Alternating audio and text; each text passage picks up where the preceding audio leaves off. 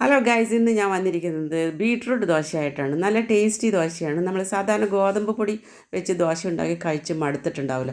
അപ്പോൾ നമുക്കൊരു വെറൈറ്റി ആവട്ടെ. 2 കപ്പ് ഗോതമ്പ് മാവിന് 1/4 കപ്പ് റവയാണ് ചേർക്കണം. റവ ചേർക്കുന്നത് ഒരു ചെറിയ ക്രിസ്പിനെസ് കിട്ടാനാണ്. ഗോതമ്പ് ദോശ എപ്പോഴും തളർന്ന് കിടക്കില്ല, അതിൽ നിന്നൊരു മാറ്റം വരാണ്. അപ്പോൾ ഒരു കുഞ്ഞ് ബീട്രൂട്ട് ഇത് അരിഞ്ഞ് മിക്സിയിൽ നല്ല പോലെ ഫൈനായിട്ട് അരയ്ക്കണം. പിന്നെ നമ്മൾ കലക്കി വെച്ചിരിക്കുന്ന ഈ ഗോതമ്പ് റവയായിട്ടുള്ള മിക്സിൽ നല്ല പോലെ ചേർത്ത് നല്ല ഫൈനായിട്ട് അരയ്ക്കണം കേട്ടോ. കഷ്ണങ്ങളായിട്ടൊന്നും കിടക്കരുത്. നല്ല പോലെ മിക്സ് ചെയ്താൽ കാണാനും നല്ല ചന്താണ് കേട്ടോ. അപ്പോൾ അതിങ്ങനെ ഇളക്കി യോജിപ്പിച്ച് ഒരു പിങ്ക് കളറിലായിരിക്കും. പക്ഷേ ദോശ ചുട്ട് വരുമ്പോൾ കുറച്ചും കൂടി ഡാർക്ക് കളർ വരും കേട്ടോ. അപ്പോൾ നമ്മൾ സാധാരണ ഗോതമ്പ് ദോശ ഉണ്ടാക്കുമ്പോൾ മീഡിയം ഫ്ലെയിമിലിട്ട് വേണം ഉണ്ടാക്കാനായിട്ട്.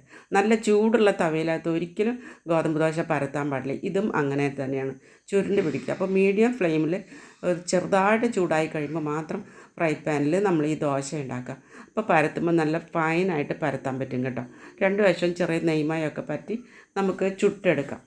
അപ്പോൾ ഇതിലേക്ക് പറ്റിയുള്ള നല്ല ഇതുപോലെ ചൂട് കൂടിക്കഴിഞ്ഞാൽ ചുരുണ്ട് കൂടും. അത് കുറേ പേർക്ക് അറിയാം, കുറേ പേർക്ക് അറിയില്ല. അതുകൊണ്ടാണ് ഞാൻ പറയുന്നത്, ചെറിയ ചൂടുകൊണ്ട് തവ പാടുള്ളൂ, അതിൽ വേണം നമ്മൾ പരത്താൻ.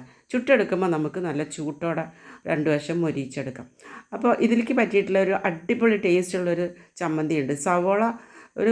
ഒരു സവോള എടുത്ത് ചീനച്ചട്ടിയിലിട്ട് കുറച്ച് കറിവേപ്പിലയും ഇട്ട് നല്ലപോലെ വഴറ്റി അതിനകത്ത് കുറച്ച് ഉപ്പുപൊടി മുളക് പൊടി ചേർത്ത് ഒരു കഷ്ണം പുളിയും ചേർത്ത് മിക്സിയിൽ നല്ലപോലെ അരച്ച് ഇതിന് ടേസ്റ്റി ആയിട്ടുള്ള ഒരു ചമ്മന്തിയാണ്. അപ്പോൾ എല്ലാവരും ഒന്ന് ട്രൈ ചെയ്യുക. സബ്സ്ക്രൈബ് ചെയ്യാത്തവർ എൻ്റെ ചാനൽ തീർച്ചയായും സബ്സ്ക്രൈബ് ചെയ്യാൻ മറക്കല്ലേ.